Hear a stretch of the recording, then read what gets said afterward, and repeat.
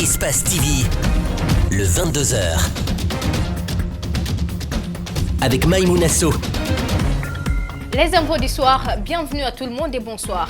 Le nouveau gouvernement guinéen a tenu son premier conseil des ministres ce jeudi. Entre autres, le conseil a abordé l'examen de la loi des finances 2016 par l'Assemblée nationale.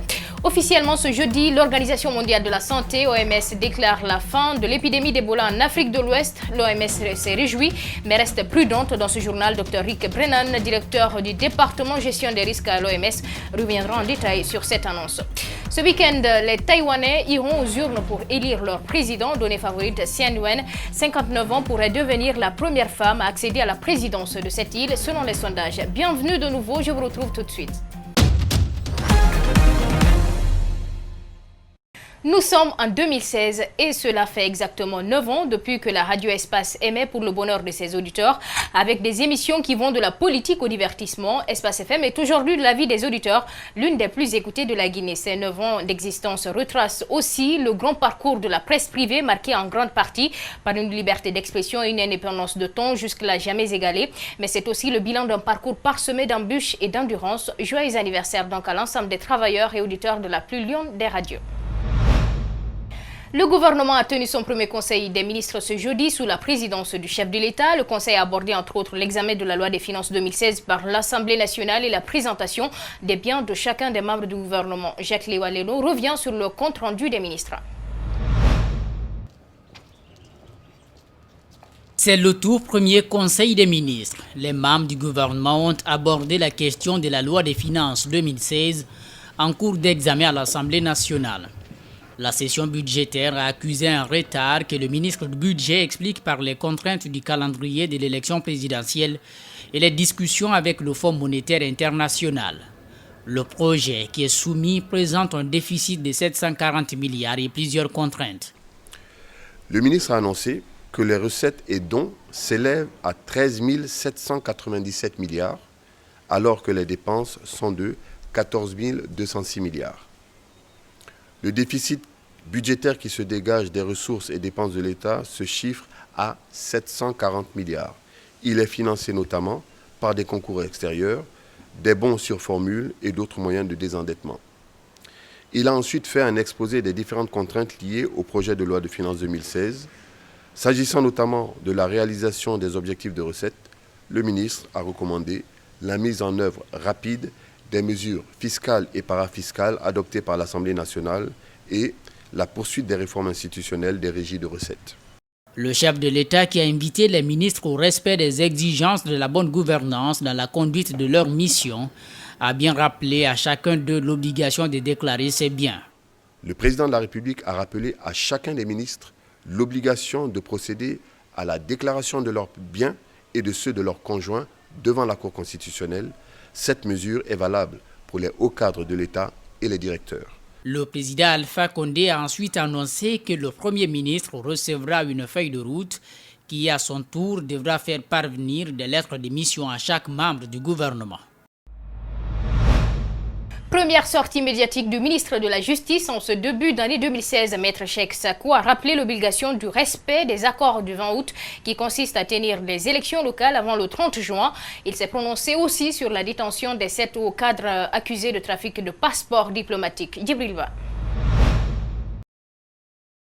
Une conférence de presse qui passe au crible des différentes thématiques. D'abord, le ministre Cheikh Sakou a indiqué que la commission de suivi des accords politiques s'active pour débattre les questions liées à la tenue des élections locales.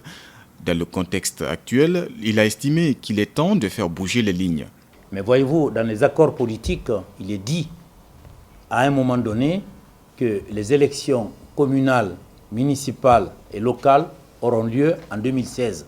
Et il est précisé avant la fin du premier semestre, c'est-à-dire avant le 30 juin.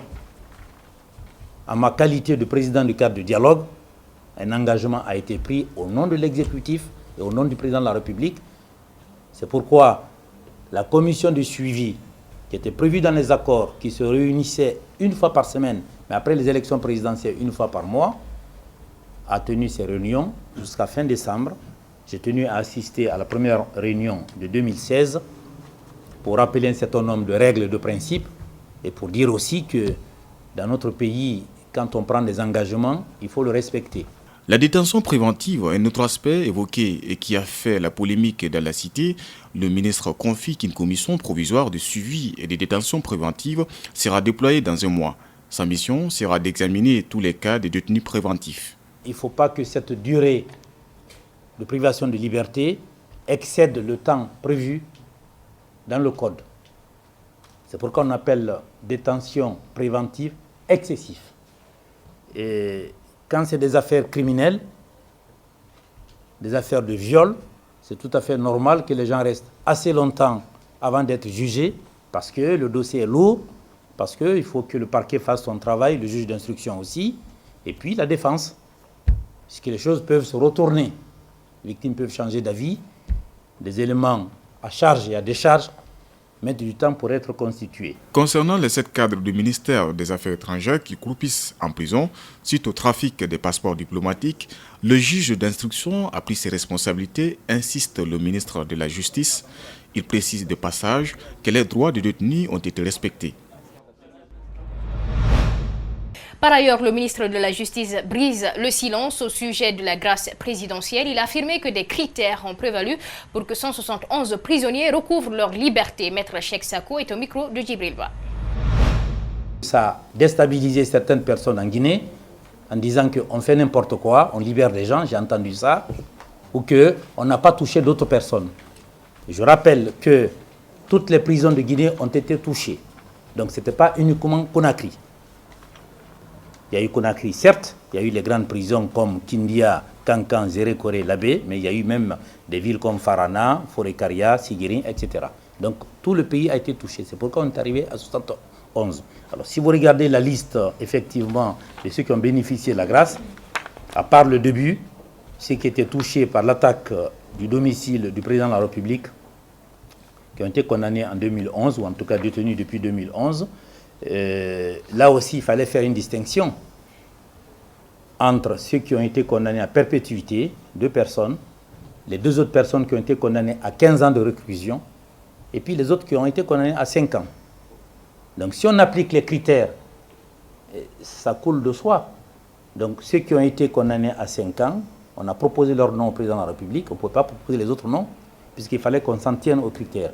Nonobstant l'impérium du président de la République, c'est qu'il a exercé d'ailleurs, puisque M. Bahouri a été mis dans le lot par M. le président de la République. Nous, on n'a pas discuté ça, c'est son impérium.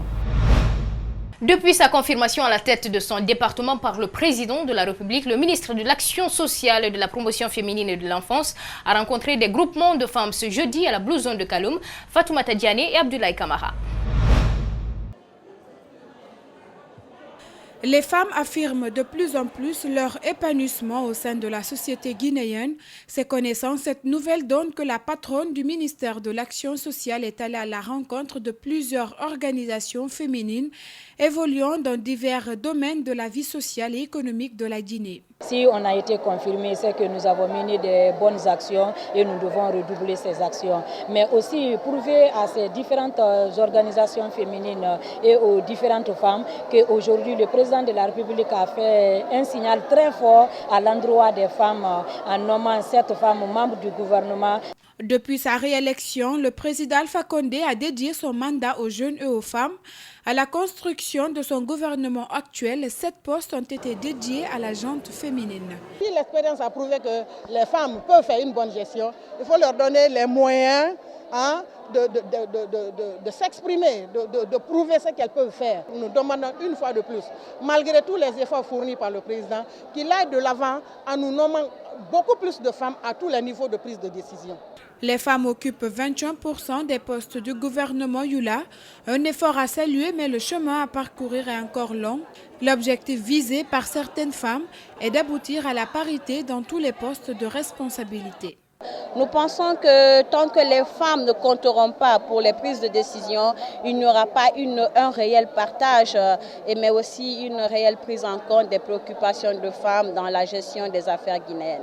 Selon la ministre Sanaba, la Guinée est un bel exemple de pays qui lutte pour la promotion des femmes à l'échelle mondiale. Rencontre ce jeudi à la Bourse du Travail entre l'intercentrale CNTG, USTG et le gouvernement. Elle fait suite au dépôt de la plateforme revendicative 2016 qui porte sur la révalorisation de la grille salariale et l'élaboration des conventions collectives par secteur. La baisse du prix du carburant est aussi mentionnée dans la plateforme. Le gouvernement a accusé réception et les négociations devraient débuter le 25 janvier prochain. Mariam Nabé, Amara Alexila. C'est une rencontre à la Bourse du Travail ce jeudi qui fait suite au dépôt de la plateforme revendicative 2016 de l'intersyndicale CNTG-USTG avec le gouvernement. Elle porte sur les défenses légitimes des intérêts matériels et moraux des travailleurs guinéens. La hausse des salaires, la protection sociale et le statut particulier des enseignants sont quelques points de revendication. D'abord, l'évaluation du protocole 2015 et ensuite, le deuxième point consiste les revendications de 2016.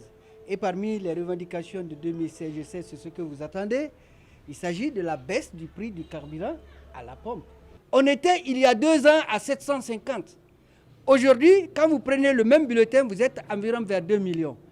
Et bientôt, comme on l'a dit, nous allons nous retrouver avec la nouvelle grille salariale qu'ils vont nous proposer. La situation des pensionnaires reste alarmante. Le ministère de la fonction publique informe que 2330 fonctionnaires s'apprêtent à la retraite. Nous souffrons. Il y a des veuves qui ont 40 000 francs. 40 000 francs, 30 000 francs, ils ne peuvent même pas avoir un sac de riz. Moi, personnellement, qui vous parle, je ne peux pas m'acheter un sac de riz, ni d'été l'aide de mes enfants. Si je n'avais pas d'enfants, j'allais mourir. Dans la plateforme, les conventions collectives sont à élaborer par secteur. J'annonce effectivement que très bientôt nous allons reprendre nos négociations, nos discussions, puisque effectivement ce matin, à mon département, j'ai accusé réception de la nouvelle plateforme revendicative du mouvement syndical qui, monsieur le ministre, comporte des éléments concernant la non-application d'un certain nombre de points des protocoles qui existaient et des nouveaux éléments qui concernent le contexte économique et social actuel, notamment le prix du carburant. Le gouvernement s'est engagé à réviser l'actuelle grille salariale qui rentre dans le cadre de la revalorisation des salaires et des pensions. C'est déjà un engagement. Et une commission a travaillé sur le dossier. Et ce dossier doit être examiné par le prochain Conseil des ministres le mardi prochain. Les syndicats réclament également une subvention de l'État. La fonction publique prévoit la création de la Caisse nationale de la prévoyance sociale.